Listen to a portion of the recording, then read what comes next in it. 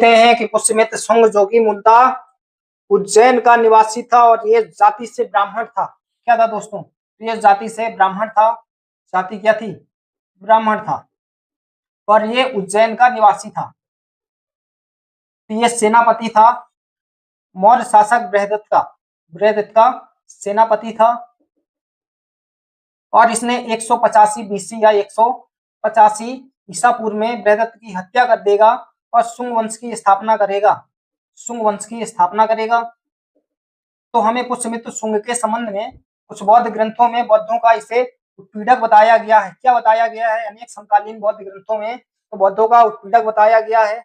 तो हम इस तथ्य की पुष्टि करें तो हमें यह कथन भी सत्य प्रतीत नहीं होता। हम इसको पूर्णतः सत्य नहीं मान सकते। क्यों नहीं मान सकते? तो हमें यह उल्लेख मिलता है कि पुष्यमित्र शुंग ने जो सांची में स्तूप है सम्राट अशोक का, तो स्तूप कितने स्तूप है सांची में? तो 3 स्तूप हैं।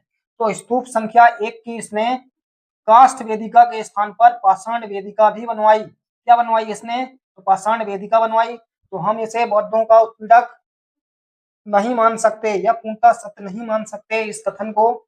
आगे बौद्ध ग्रंथ है दिव्यावदान। तो इस दिव्यावदान में इसकी हमें प्रतिज्ञाएं देखने को मिलती हैं। कैसी प्रतिज्ञा?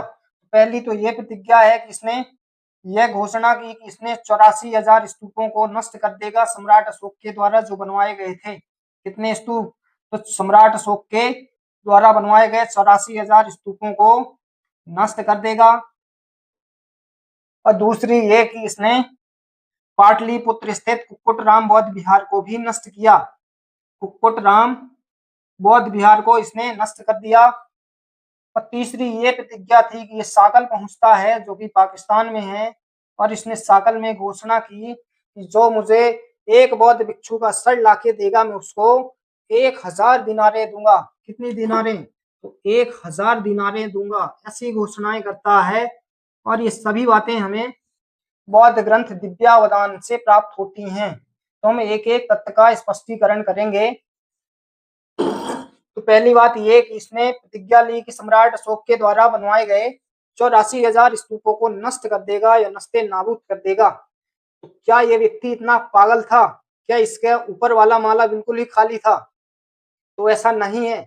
तो ये अपने पूरे जीवन काल में यही काम करता रहेगा कि सम्राट अशोक के बनवाए गए 84,000 स्तूपों को, वो भी 1, 2, 4 या 5, 6,000 नहीं, 84,000 स्तूपों को नष्ट करेगा।